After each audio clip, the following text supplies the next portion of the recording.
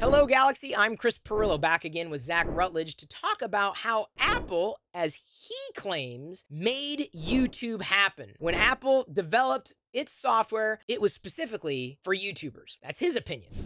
Yeah, Final Cut Studio 8, they announced it NAB and they made the jump to X. And I watched the demo and the presentation of X, and I said, it's all about YouTube now. That's all it was. And I was like, that's who they're going after. They want all of the YouTube up and coming personalities to jump on the Apple bandwagon. So they're going to make everything that they can to support them. And then what happened was the YouTube market got so big that now they are like spending hundreds of thousands of dollars on their productions. So then Apple kept making things more powerful, more powerful. So now all of a sudden they're back to the old cheese grater type style machines, and those YouTube guys are buying that stuff now too. They basically helped them grow and that platform grow.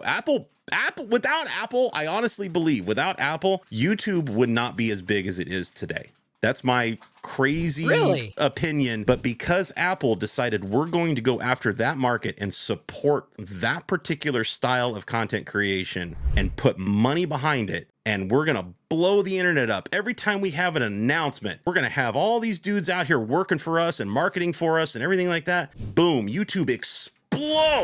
I think that's a direct correlation, not just coincidental. Think about how much polished YouTube is now compared to Chocolate Rain days. Like, it's just incredible. And the direct timeline of that is when they decided to go Final Cut X. You know, I'm not sure I'm there with you on that front. Go back and look, baby. I'm telling you. No, I don't disagree because, yeah, everyone kind of stepped up their game in and around that time. I unfortunately just don't think that way. But your background's in video production. My background is not. You know, we were all using, larger camera rigs and things like that. And right around 2009, 2010, Canon came out with a stills camera, the 5D Mark II. All of a sudden, people realized they could take this stills camera and with interchangeable lenses and amazing depth of field and all this and make cinematic quality content. And Apple jumped on it and they said, we can take, because the reason was it shot in which it still does, but it shot in an H.264 codec that was this ridiculous container. It was heavily compressed and computers at the time could not on the fly decode it. So if you put that into Final Cut 7, Final Cut 8,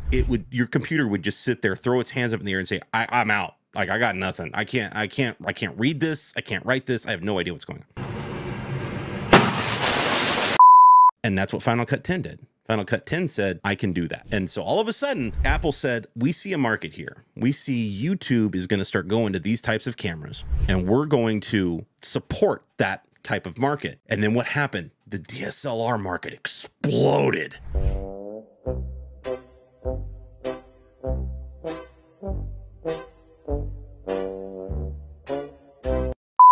And everybody on YouTube was using DSLRs. And then it went to mirrorless, and now people are using Alexa Minis. And if it wasn't for Apple saying we're going to make software that could decode these types of codecs on the fly, YouTube wouldn't have been able to use those kinds of cameras because they would not have had the bandwidth to edit these types of videos. So without Apple saying we're going to basically support that particular hobby, which turned into careers for a lot of people, YouTube would not be where it is today. There's no way. Wow. I guess I've never really thought too much about it.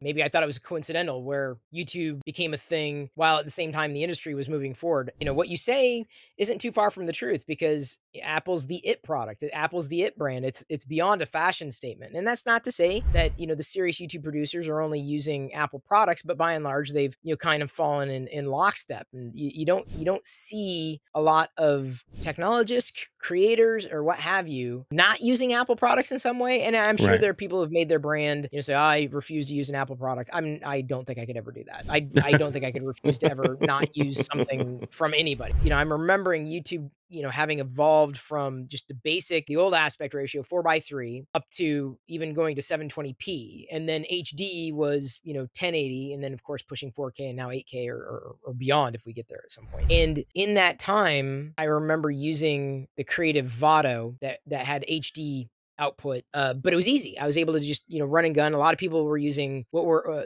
the big one was the Flip. If you remember the Flip camera, this little handheld camera. A lot of YouTubers use that, and the editing tools that most people might have stuck with would have been iMovie at the time, and Final Cut Pro 10 was very much done in the style of iMovie, and that's what made it easier for me because I had a problem with the old Final Cut Pro, big problem. I just couldn't figure it out. It was too esoteric, so I actually welcomed, and not in a YouTube capacity, more usable, powerful product, and switched to Final Cut Pro, if only because of the background processing. That was the one thing that was challenging to use iMovie with. And when I was vlogging in the beginning, I was using iMovie, and then Final Cut Pro 10, I think, came around the same time, and that's when I switched over. Right around the same time, that you're talking that you believe Apple catalyzed YouTube and really got it going in building that product specifically, Final Cut Pro 10, specifically for creators, though I know a lot of people still use Adobe's platform, for creating content, especially if they are cross-platform. Adobe's getting a big bump lately, too, yeah.